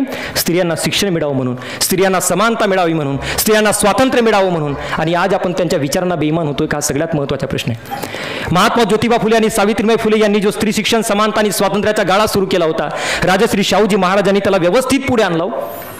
आणि त्यासाठी म्हणून स्त्रियांच्या संबंधानं शाहूजी राजेंनी त्या काळामध्ये विधवा पुनर्विवाह कायदा लागू केला. म्हणजे ज्यांच्या पती वारलेल्या त्यांना सुद्धा सन्मानानं समाजामध्ये जगता यावं यासाठी तो कायदा होता. एवढंच नव्हे, शाहूजीराजेंनी त्या काळामध्ये आंतरविवाह कायदा सुद्धा लागू केला होता. म्हणजे विचार करा, स्वतः शाहूजीराजेंनी, मी म्हटलं ना, सुरुवात स्वतःपासून करावी लागते. आपला राजा कसा वागतो त्याच्या आधारावर ठरते की आपली प्रजा कशी वागेल. स्वतः शाहूजीराजेंनी आपली बहीण चंद्रभागाबाई यांचे लग्न इंदूरच्या यशवंतराव होळकरांसोबत लावून दिलं. आज विचार करा, एका जातीच्या मुलानं दुसऱ्या जातीच्या मुलीसोबत लग्न केलं तर त्यांच्याच लोकांकडून ऑनर किलिंग सारख्या घटना घडतात. त्यांच्याच लोकांकडून त्या मुलांची हत्या केली जाते. तेव्हा त्या काळामध्ये मराठा आणि धनगर समाज एकत्र यावा यासाठी स्वतःच्या परिवारापासून सुरुवात करणारे लोक राजा राजश्री शाहूजी राजे होते. हे आम्हाला समजून घेता आलं पाहिजे. दुर्दैवाची गोष्ट ही आहे साहेब की अजूनही आमच्यापर्यंत छत्रपती शिवराय डॉक्टर बाबासाहेब आंबेडकर पोहोचले, परंतु शाहूजीराजेंचे विचार आपल्या समाजापर्यंत अजूनही पोहोचलेले नाही आहेत. ही सगळ्यात मोठी शोकांतिका आहे आपल्या समाजाची. एवढंच नव्हे, स्त्रियांसाठी शाहूजी महाराजांनी त्यांना संरक्षण मिळावं. आज जरी आपण 21व्या शतकामध्ये जगत असलो तरी स्त्रियांवर होणारे अन्याय अत्याचार अजूनही थांबत नाही. तेव्हा त्या काळात विचार करा किती अन्याय अत्याचार होत असेल. कुटुंबाकडून जर त्यांची छेड केली जात असेल, कुटुंबाकडून जर त्यांना मारहाण केली जात असेल, तेव्हा त्या काळामध्ये 1917-1918च्या दरम्यान शाहूजीराजेंनी एक कुटुंब संरक्षण कायदा लागू केला स्त्रियांसाठी. आज विचार करा, पुण्यासारख्या हायटेक सोसायटीमध्ये वैष्णवी हगवणे या मुलीची निवड हुंड्यासाठी छळ केला जात असेल आणि त्या छळापायी तिला स्वतःचे प्राण गमवावं लागत असेल, तर आपले राज्यकर्ते काय झोपलेल्या अवस्थेमध्ये आहेत का? म्हणजे कोणाचा तरी जीव गेल्याशिवाय आपल्या राज्यकर्त्यांना जाग येत नाही. ही सगळ्यात मोठी आपली शोकांतिका आहे, सगळ्यात मोठी शोकांतिका आहे. आज जर शाहूजीराजे असते ना, तर हातात घोड्याची कंमत घेऊन या हुंडा मागण्यांची पाठ फोडून काढली असती महाराजांनी. पण याचा विचार म्हणजे त्या काळामध्ये शाहूजीराजेंनी 100 वर्षांपूर्वी करून ठेवला होता की आपल्या स्त्रियांना संरक्षण मिळालं पाहिजे, त्यांना संरक्षण भेटलं पाहिजे. विचार करा, दूरदृष्टीचा राजा होता राजश्री शाहूजी महाराज. त्या काळामध्ये जेव्हा इंग्रजांनी पहिला प्रथम रेल्वे सेवा सुरू केली 1891च्या साली, आणि दक्षिणेकडे जेव्हा रेल्वे न्यायची होती, शाहूजीराजेंना माहीत चाललं की नाही यांची रेल्वे सेवा तिकडे मिरजपर्यंत जात आहे, सांगली जिल्ह्यात जात आहे. शाहूजीराजेंना त्या काळामध्ये समजून गेलं होतं की नाही, रेल्वे सेवा जर आपल्या कोल्हापुरात पोहोचली नाही तर बऱ्याच चांगल्या चांगल्या संधी आपल्या हातून निसटून जातील. तेव्हा त्या काळामध्ये शाहूजीराजेंनी पुढाकार घेतला, लेटर पाठवले, पण त्यांचा निधी येणार कधी इंग्रजांच्या आणि आपण काम सुरू करणार कधी यांची वाट शाहूजीराजेंनी बघितली नाही. आणि पहिल्यांदा आपल्या कोल्हापूर संस्थानामध्ये 22 लाख रुपयांचा खर्च करून 48 किलोमीटरचा रेल्वे मार्ग त्या काळामध्ये बांधून घेतला. किती दूरदृष्टीचा राजा आहे हो. आणि 22 लाख रुपये म्हणजे तुम्हाला जर किरकोळ रक्कम वाटत असेल, तुमच्या माहितीसाठी तुम्हाला सांगतो की त्या काळामध्ये सोन्याचे दर हे 12 रुपये 13 रुपये प्रति तोड्याला होतं. आज तोच दर लाखाला टेकलाय. मग विचार करा त्या राजानं किती खर्च केला होता ते आपल्या लोकांसाठी. एका बाजूला आपल्या लोकांचे हाल नाही झाले पाहिजे, आपल्या लोकांना प्रत्येक सुविधा मिळाल्या पाहिजे, आपल्या जनतेचे कल्याण झालं पाहिजे म्हणून झटणारा राजा आहे, आणि दुसऱ्या बाजूला आपल्या लोकांचे हाल करून सोडणारे राज्यकर्ते सुद्धा आहेत. याचा विचार आपल्याला करावा लागणार आहे. आज जर ट्रेनने जर तुम्ही प्रवास केलात, आज कोणत्याही साधनाने जर तुम्ही प्रवास केलात, शेडा मेंढ्यांसारखी लोक प्रवास करतात आणि किडा मुंग्यांसारखी लोक मरत आहेत. एकदा एक म्हातारं जोडपं पती पत्नी दोघेही रेल्वे स्टेशनवर उभे होते. त्यांच्या हातामध्ये जनरलचं तिकीट होतं आणि एक लोखंडी पेटी होती. आणि त्यांना त्यांच्या मुलीला पहिला मुलगा झाला होता. त्या मुलाला पाहण्यासाठी म्हणून त्यांनी ट्रेननी प्रवास करायचं ठरवलं होतं. जशी ट्रेन आली, जनरलच्या डब्यामध्ये चढण्याचा त्यांनी प्रयत्न केला, पण गर्दी एवढी प्रचंड होती की त्या धक्क्याने त्यांना खाली पाडलं. पुन्हा त्यांनी दुसऱ्यांदा चढण्याचा प्रयत्न केला, पण पुन्हा त्या गर्दीने त्यांना खाली पाडलं. करावं काय? 10-15 सेकंदामध्ये आता इथं ट्रेन सुटणार. शेवटच्या पर्याय त्यांना एकच दिसला की आपण स्लीपर क्लासच्या डब्यामध्ये जाऊन बसायचं. धावत पडत दोघी त्या स्लीपर क्लासच्या डब्यामध्ये बसले. बायको थोडेसे आतमध्ये बसली आणि नवरा तो होता, तो दाराजवळ उभा होता. प्रचंड टेन्शनमध्ये होता, खूप चिंतेत होता. आणि का नाही असणार, त्याच्याकडे तिकीट होतं जनरलचं आणि तो बसला होता स्लीपर क्लासच्या डब्यामध्ये. तेवढा तर टीटी आला. टीटी म्हणाला तिकीट दाखवा. त्याने तिकीट दाखवली. ते म्हटलं हे तर जनरलचं तिकीट आहे, तुम्ही इथं काय करताय? तो म्हटलं अहो साहेब, त्यानं लगेच 100ची नोट त्याच्या हातामध्ये ठेवली टीसीच्या. म्हटलं साहेब अहो लांबून जायचं आहे, आम्ही त्या जनरलच्या डब्यामध्ये चढण्याचा प्रयत्न केला, पण गर्दी एवढी प्रचंड होती की आम्हाला चढता आलं नाही. धक्क्यानं मी आणि माझी बायको दोघेही खाली पडलो. आम्ही इथंच बसून राहू, आम्ही कोणाला त्रास पण देणार नाही. तो म्हटलं बघा असं होत नाही, नियम आता बदलले आहेत. 800 रुपयाची तुम्हाला पावती फाडावी लागेल, नाही तर दुसरं स्टेशन आलं पुन्हा जनरलच्या डब्यामध्ये जाऊन बसा. तो म्हटलं साहेब, ती बायको म्हणाली हो 800 रुपये तर आमच्या मुलीच्या बाळणपणाला नाही लागले हो. मालकानं मोजून 700 रुपये दिले, त्या 2 दिवस सुट्टे दिले आणि ते जर तुम्हाला दिले तर आमच्या परतीचा प्रवास सुद्धा आहे साहेब, काहीतरी करा. तो म्हणला बघा तुमच्या माहितीसाठी तुम्हाला सांगतो, ठीक आहे 800 नाही आहेत, 400 रुपये द्या. 400 रुपयामध्ये एकाची पावती बनवून देतो, एकाची सीट बुक करतो, दोघेही बसून जा. तो म्हटलं साहेब, त्यांना लगेच 100ची नोट पुन्हा ठेवली. म्हटलं साहेब 200 रुपये ठेवा, पण पावती नको साहेब, माफ करा तेवढ्यासाठी. पण तो म्हणाला, टीटी म्हणाला बघा मी तुमची गोष्ट समजून घेऊ शकतो, पण त्याला इलाज नाही, तुम्हाला पावती फाडावीच लागेल, नाही तर स्टेशन येतोय जनरलच्या डब्यामध्ये जा. त्या माणसानं 400 रुपये असे काढून दिले हो की जसं काय स्वतःच्या काडीच काढून तो देत होता. दोघे बिचारे हिरमुसले होते, रडवेला चेहरा होता, चिंताग्रस्त चेहरा होता. बायको म्हणाली अहो या 300 रुपयामध्ये आपण कसं ॲडजस्ट करणार, परतीचा प्रवास सुद्धा आहे, आपलं काय होणार, येणार कसं आपण. नवरा म्हणाला माझ्याकडे 100-150 रुपये मी एक्स्ट्रा आणले होते, त्यात आपण करून घेऊ ॲडजस्ट. आणि हो तिथं रेल्वे स्टेशनला उतरल्यानंतर आपण पायीच गुड्डीच्या गावी जाऊ, आपण ऑटो करणार नाही, म्हणजे आपले पैसे अजून थोडे वाचतील आणि येताना पॅसेंजरने येऊ, म्हणजे पुन्हा आपले 100 रुपये वाचतील, होई कसं तरी ॲडजस्ट. बायको म्हणाली हो मी काय म्हणते, लेकराच्या हातामध्ये जे आई जे आजोबा म्हणून ते आपण 100 रुपये देणार होतो ना, एक काम करूया ना, दोघे मिळून आपण आता 100 रुपये देऊ की, काय फरक पडतोय, दोघे आपण एकटेच आहो. नवरा म्हणाला अगं पहिल्यांदाच आपण त्याला पाहायला चाललोय आणि पहिल्यांदा त्याला पैसे कमी करणं म्हणजे हे काही बरोबर नाही. त्याच्या डोळ्यात पाणी आलं.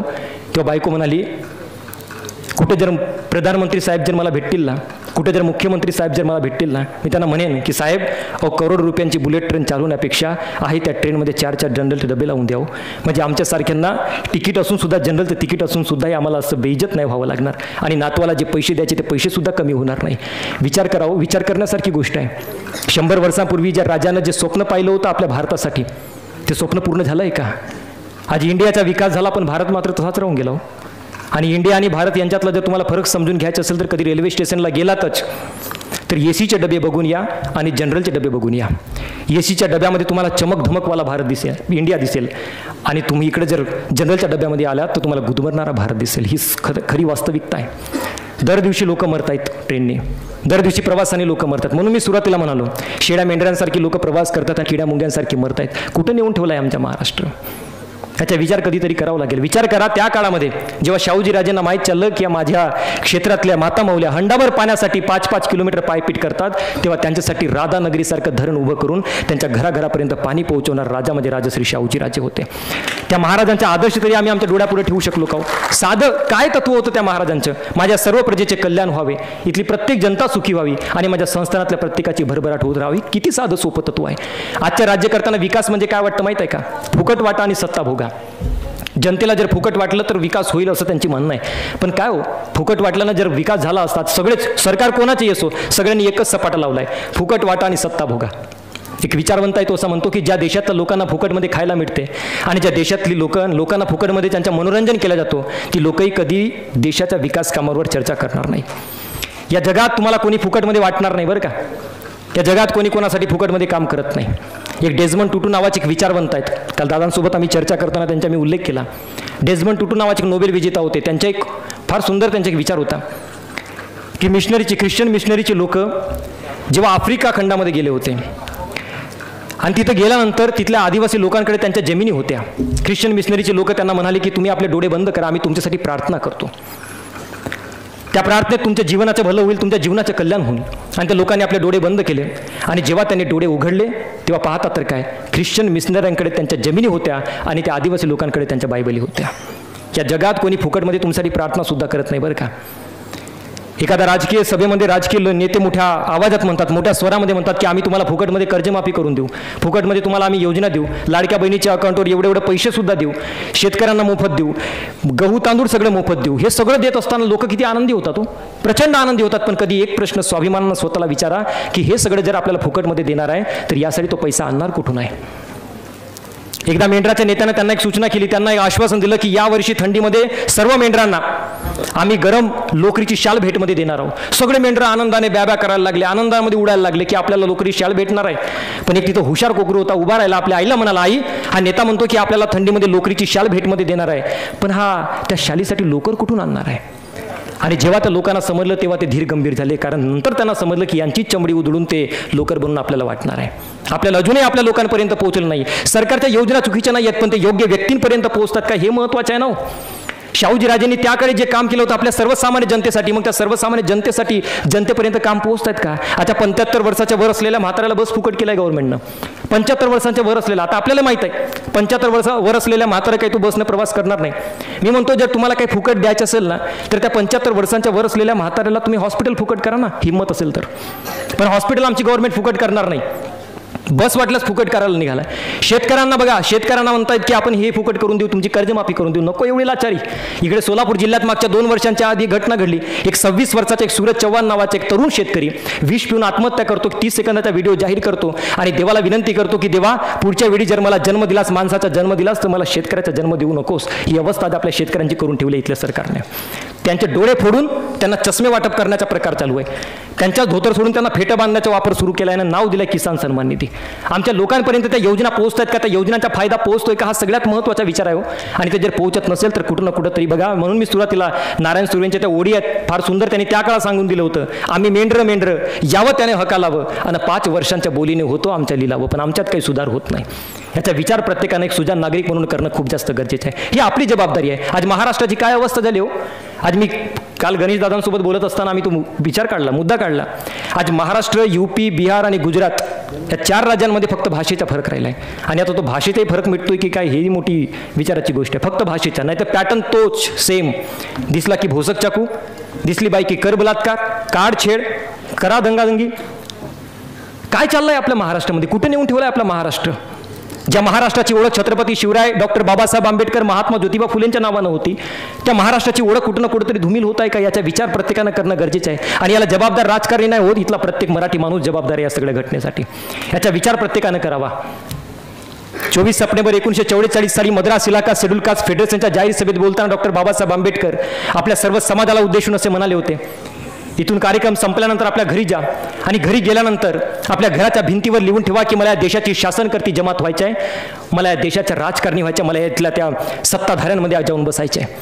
आज विचार करा, त्या झोपड्या गेल्या, मजबूत घरं आले, मजबूत घरं गेले, मोठमोठे बंगले उभे झाले, पण डॉक्टर बाबासाहेब आंबेडकरांनी आणि या सर्व महापुरुषांनी जो विचार आपल्याला दिला होता तो विचार अजूनही आपल्यापर्यंत पोहोचलाय का? सगळ्यात महत्त्वाचे आहे, अजूनही आपल्यापर्यंत पोहोचलेलं नाहीये. डॉक्टर बाबासाहेब आंबेडकरांचे एक उदाहरण देतो. बाबासाहेब आंबेडकरांच्या मूर्तीकडे जर तुम्ही बघितलात तर बाबासाहेब आंबेडकरांच्या एका हातामध्ये भारताचं संविधान आहे आणि दुसऱ्या उजव्या हाताने बाबासाहेब कुठेतरी दर्शवतात. बाबासाहेब कोणत्या दिशेकडे दर्शवत नाही, बाबासाहेब पूर्वेकडे पश्चिमेकडे बोट दाखवत नाही. बाबासाहेब आंबेडकर नेहमी आपल्याला समोरची बाजू दाखवतात. का? कारण समोर आहे आपलं भविष्य. तुम्हाला राजकारणात काम करायचं असेल, तुम्हाला प्रशासनात काम करायचं असेल, ज्या क्षेत्रात तुम्हाला काम करायचं असेल त्या क्षेत्रातलं एक ध्येय ठरवायला सांगतात बाबासाहेब. सर्व महापुरुष आपल्याला सांगतायत. बदलाची सुरुवात आपल्याला स्वतःपासून करावी लागणार आहे, तेव्हा आपल्या देशाची अवस्था कुठे ना कुठेतरी सुधरेल. आज माणसाचं जगणं करायला आपण जगतोय कशासाठी या एका प्रश्नाचं उत्तर जर आपल्याला मिळालं, मला वाटतं खऱ्या खुरातानं आपलं जगणं समजून येईल. बस जगणं जगतोय म्हणून जगतोय. माणूस जगतोय, शिक्षण घेतो, पैसे कमवतो आणि एक दिवस मरून जातोय. जीवन जगतो कमवण्यासाठी, कमवतो खाण्यासाठी, खातो जगण्यासाठी, तरी एक दिवस त्याला मरावंच लागतो. पण निवड मरण्याच्या भीतीने जर तुम्ही जगत असाल तर तुमचे जगणं व्यर्थ आहे.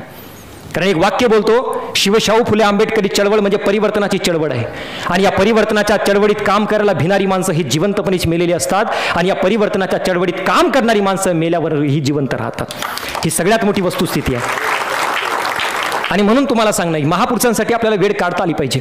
कोण्या एका व्यक्तीची जबाबदारी नाही आहे की आपल्या महापुरुषांचे विचार समाजापर्यंत पोहोचवणे. म्हणून आपले खांदे आपल्याला मजबूत करता आलं पाहिजे. डॉक्टर बाबासाहेब आंबेडकर कोलंबिया विद्यापीठामध्ये होते, त्याला संदर्भ माहीत नाही, पण त्याला लिटरल मिनिंग जर आपण घेतलं नाही तर तिथून आपल्याला शिकण्यासारखं भरपूर काही आहे. बाबासाहेब ज्या विद्यापीठामध्ये शिकत होते तिथला एका भिंतीवर लिहिलेलं होतं, आम आदमी पैदा होता और मर जाता है, महापुरुष पैदा होता है जो कभी नहीं मरता. बाबासाहेबांनी दोन्ही ओळी वाचल्या. पहिली ओळ वाचली, आम आदमी पैदा होता और मर जाता है, आणि दुसरी ओळ वाचली, महापुरुष पैदा होता है जो कभी नहीं मरता. बाबासाहेबांनी जी पहिली ओळ होती त्याला व्यवस्थित ठेवलं आणि जी दुसरी ओळ होती, महापुरुष पैदा होता है जो कभी नहीं मरता, त्या ओळीला मार्करने तिथून पुसलं आणि ते बाबासाहेब निघून गेले. नंतर मॅनेजमेंटला जेव्हा ते कळालं तेव्हा त्यांनी त्याला ज्या विचारलं की तुम्ही सगळं का केलात याचं आम्हाला स्पष्टीकरण द्या. आणि बाबासाहेबांनी ते स्पष्टीकरण कसं दिलं? मी दोन्ही ओळी वाचल्या, आम आदमी पैदा होता है मर जाता है, महापुरुष पैदा होता है जो कभी नहीं मरता. या दोन्ही ओळीपैकी पहिली ओळीपासून मी सहमत आहे. सर्वसामान्य लोक जन्माला येतात आणि एक दिवस मरून जातात, पण दुसरी जी ओळ आहे, महापुरुष पैदा होता है जो कभी नहीं मरता, या ओळीपासून मी पूर्णपणे सहमत नाही. कारण माझे ज्ञान मला असं सांगतं, माझे विचार मला असं सांगतो की जोपर्यंत त्या महापुरुषाचे विचार जिवंत आहेत, जोपर्यंत त्या महापुरुषाच्या विचारावर चालणारी माणसं जिवंत आहेत, तोपर्यंतच तो महापुरुष जिवंत आहे. ज्या दिवशी त्या महापुरुषाच्या विचारावर चालणारी माणसं संपली त्या दिवशी समजून जायचे की त्या महापुरुषाचे कार्य सुद्धा संपून गेले आहेत. आणि समाजामध्ये फार मोजकी, गणेशदादांसारखी फार मोजकी, त्यांच्या कुटुंबियांसारखी फार मोजकी माणसं असतात जो विचार सर्वसामान्य लोकांपर्यंत पोहोचण्याच्या विरतपणे काम करतात. एखाद्याला मनावारी गावामध्ये आपल्याला जयंती साजरी करायची आहे, तर म्हटलं नको, आता 20 वर्ष आहे म्हणे आपल्याला शिक्षण घ्यायचं. म्हटलं ठीक आहे. 25 वर्षात झाला म्हटलं आता शिक्षण झालं, आता नोकरीच्या शोधात आहे म्हणे. 30 वर्षात झालं म्हटलं आता तरी करूया का, आता लग्नासाठी मुलगी बघतो म्हणे, कुठे वेळ मिळते आपल्याला. 35 वर्षात झालं म्हटलं लग्न झालंय, आता तरी करूयात का, म्हटलं आता लहान लहान लेकर आहेत तरी त्यांची जबाबदारी घ्यावी लागते. 40-42 वर्षात झालं म्हटलं आता मुलं पहिलीला जातात, कुठे वेळ भेटते म्हणे. 45 वर्षात झालं म्हटलं आता मुलं 10वीला गेलंय म्हणे, कुठे वेळ भेटते. 55 वर्षात झालं म्हटलं आता नको, आता रिटायरमेंटच्या नंतर. 65 वर्षाच्या नंतर तेव्हा ज्याला विचारायला जाणार अर्ध्या रस्त्यात माहीत चला तो तर मेलाय म्हणे. पोहोचणार कधी आपल्या लोकांपर्यंत? आणि तुमच्या माहितीसाठी तुम्हाला सांगणं आहे, माणूस गेल्यानंतर 17 दिवसांच्या त्याच्या प्रॉपर्टीवरून त्याचे नाव कमी केलं जाते. एवढी जे धावपळ करतोय आपण जागा जमिनीसाठी, प्रॉपर्टीसाठी, नक्कीच केलं पाहिजे. धर्म, अर्थ, काम आणि मोक्ष अर्थार्जन करणं त्यासाठी सुद्धा महत्त्वाचेच आहे. पण हे सर्व बाजूला सोडून 365 दिवसांपैकी एक तरी दिवस आपण आपल्या महापुरुषांसाठी देऊ शकतो का, याचा विचार प्रत्येकानं करावा. ते विचार आम्हाला पोहोचवता येतील का, याचा विचार प्रत्येकानं करावा. दुर्भाग्य आहे हो की अजूनही आमच्यापर्यंत आमचे महापुरुष खऱ्या अर्थानं पोहोचलेच नाही आहेत. अजूनही आमच्या बहुजन समाजाची एकी नाही आहे. अजूनही आपल्या समाजापर्यंत आपल्या महापुरुषांचे विचार पोहोचण्या न मागे सगळ्यात महत्त्वाचे म्हणजे आपली एकी नाही आहे. मी नेहमी एक उदाहरण देतो. 15 ऑगस्टला भारत स्वतंत्र कसा झाला हे वाचण्याआधी आपण गुलामच काऊन झालो होतो हे पहिल्यांदा वाचा. कोणत्या चुका आपण त्या भूतकाळामध्ये केल्या होत्या आणि आज कोणत्या चुका आपल्या वर्तमानामध्ये घडतात याचा विचार प्रत्येकानं स्वतःसाठी करावा. कारण असं म्हणतात की इंग्रज जेव्हा आपल्या भारतामध्ये पहिल्यांदा आले, सुरुवातीला आले, तेव्हा त्यांची संख्या बोटावर मोजणे इतकी होती. 100-150 इंग्रज सुरुवातीला पहिल्यांदा आपल्या भारतात आले. पण 100-150चे 1000 झाले, 1000चे 10,000 झाले, 10,000चे 1,00,000 झाले आणि त्या 1,00,000 इंग्रजांनी आपल्या 30 करोड लोकांवर राज्य केलं.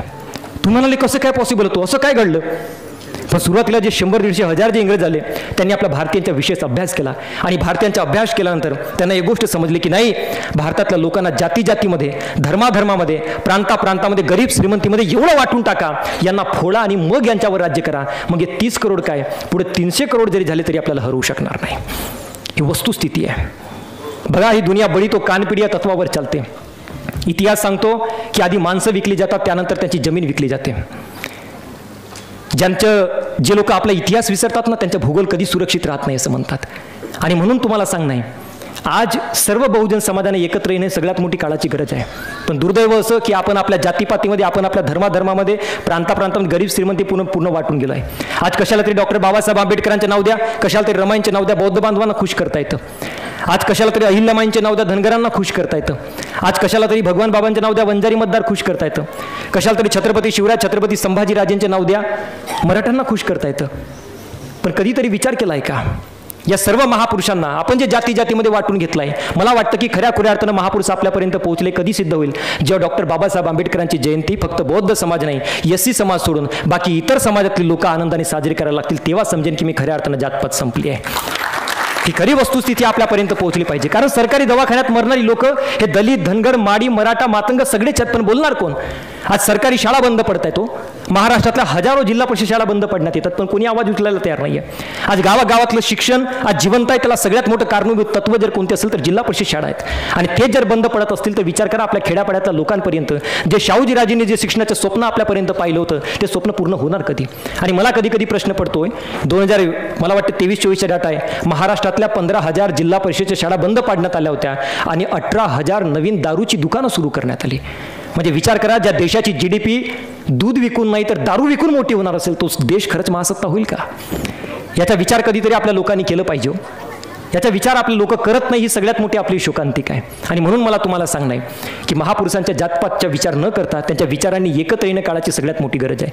कारण या सर्व महापुरुषांचा लढा जर तुम्ही बघितलात, सर्व महापुरुषांची जात जर तुम्ही एकदा तपासून बघितली, तुम्हाला समजेल हे सर्व महापुरुष एका जातीचे नव्हते, पण एका विचाराचे होते आणि त्यांचे विचार या समाजाला एकत्र आणण्यासाठी होते. आणि म्हणून मला तुम्हाला सांगणं आहे, या सर्व महापुरुषांचा जातीचा विचार न करता, कोणत्याही राजकीय नेत्याच्या आमिषाला बळी न पडता स्वतःच्या विचारांनी एकत्र येणं सगळ्यात महत्त्वाची गरज आहे. आणि म्हणून तुम्हाला सांगेल, म्हणून तथागत गौतम बुद्धांनी अत्त दीप भव हा सगळ्यात मोठा सूत्र आपल्याला दिला होता. स्वतःला ओळखायला शिका. कारण ज्या माणसाला स्वतःची ओळख असते, ज्या माणसाला स्वतःची जाणीव असते, त्या माणसाला कधी गुलाम बनवता येऊ शकत नाही, त्यांना कधी मॅन्युप्युलेट करता येऊ शकत नाही. ही सगळ्यात महत्त्वाची गोष्ट आहे. आणि म्हणून तुम्हाला सांगणं आहे, सरता शेवटी जाताना आणि विचारपीठाची रजा घेताना एवढंच म्हणेन की माझ्या गेल्यानंतर माझ्या आडनावात माझी जात शोधू नका.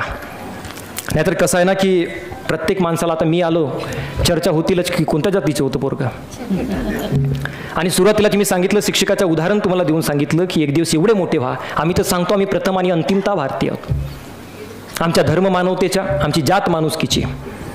पण तरी काही लोकांमध्ये असतोच एक किडा वडवडणारा, जो जात शोधून काढणारा असतो, आडनावाच्या पाठीमागे लावणारा असतो. म्हणून मी सुरुवातीला शेवटी एवढंच म्हणेन, माझ्या गेल्यानंतर माझ्या आडनावात माझी जात शोधू नका आणि जातीची माती खाऊन तोंडाची चव खराब करू नका. कारण आजच्या काळात मला तुम्हाला सांगणं आहे की जातीचा माणूस शोधण्यापेक्षा विचाराचा माणूस शोधणं ही सगळ्यात मोठी गरजेची आहे. आणि तुमच्या माहितीसाठी जर कागदोपत्री जर सांगायचं झालं, जे मला काही भाग्यानं मिळालं, माहितीसाठी सांगायचं झालं, कागदोपत्री जर सांगायचं झालं, तर मी ओबीसी समाजाचा आहे. आणि मी गर्वानं सांगतो, शाहू फुले आंबेडकरी विचारपीठावरून सांगतो की मी ओबीसी समाजाचा आहे. का? कारण बाबासाहेब आंबेडकरांनी SC ST समाजानंतर सगळ्यात जास्त विचार जर कोणत्या समाजाचा केला असेल तर तो माझ्या ओबीसी समाजाचा केला आहे. आणि म्हणून डॉक्टर बाबासाहेब आंबेडकर, महात्मा फुले, राजश्री शाहूजी महाराज, छत्रपती शिवाजी महाराजांचे विचार सर्वसामान्य लोकांपर्यंत पोहोचवणे हे माझे परम कर्तव्य ठरते.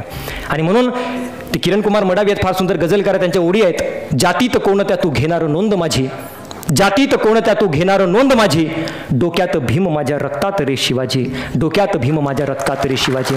आम्ही डोक्यामध्ये डॉक्टर बाबासाहेब आंबेडकरांचे आणि सर्व महापुरुषांचे विचार घेऊन चालतो आणि आपल्या रक्तामध्ये छत्रपती शिवरायांचे आणि या सर्व महापुरुषांचे आचरण घेऊन चालतो. ही आमची खरी ओळख आहे. शेवटी जाताना आणि विचारपीठाची रजा घेताना पुनश्च एकदा सह्याद्री चॅरिटेबल ट्रस्टचे, हिरकणी न्यूज नेटवर्कचे मनापासून आभार मानतो. गणेशजी वाईकर, डॉक्टर मीनाक्षी मॅडम वाईकर यांचे सुद्धा आभार मानतो. विचारपीठाचे आभार मानतो. आणि महत्त्वाचे म्हणजे कोल्हापुरातलं माझं पहिलंच व्याख्यान पहिल्यांदाच पहिल्यांदाच मी आलो आहे आणि इथली माती आणि इथली माणसं खरंच प्रेमळ आहेत, याचा अनुभव मला आज आला. त्यामुळे आपल्या सर्वांचे सुद्धा मनापासून आभार मानतो आणि शेवटी जाताना एवढंच म्हणेन की ना हम सफर ना किसी हम नशी से निकलेगा. बघा शेवटी जाताना एक शायरी सांगतोय.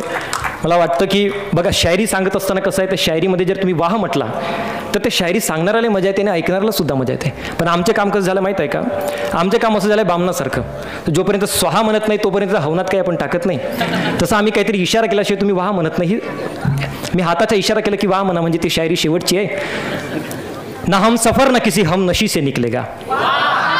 आवाजात असं दम पाहिजे की तिकडे बाहेरपर्यंत गेलं पाहिजे. शेवटी कोल्हापुरात आलोय मी, दणका असा पाहिजे की एकदम कोल्हापुरी दणका. ना हम सफर ना किसी हम नशी से निकलेगा, ना हम सफर न किसी हम नशी से निकलेगा, हमारे पाँव का काटा हमी से निकलेगा. ना हम सफर न किसी हम नशी से निकलेगा, हमारे पाँव का काटा हमी से निकलेगा. वतन की रेत मुझे एड़िया रगड़ने दे, मुझे यकीन है पानी यही से निकलेगा. मनापासून धन्यवाद. जय भीम, जय शिवराय. मला या ठिकाणी आपण आमंत्रित केलं, मला प्रेमळपणाने ऐकून घेतलं, त्याबद्दल मनापासून आभार मानतो. बोला डॉक्टर बाबासाहेब आंबेडकरांच्या जय असो. बोला राजश्री शाहूजी महाराजांच्या, बोला छत्रपती शिवाजी महाराजांच्या. मनापासून धन्यवाद. ज्याने जगाला विचार दिला, त्याने आकार दिला. आणि जितेंद्रदादा असोले हँग झालं हो डोकं पाक. या धक्क्यातून लोकांना सावरायला थोडा वेळ द्या, कारण आज ही विचारांची आरास आपण मांडलीत. अप्रतिम.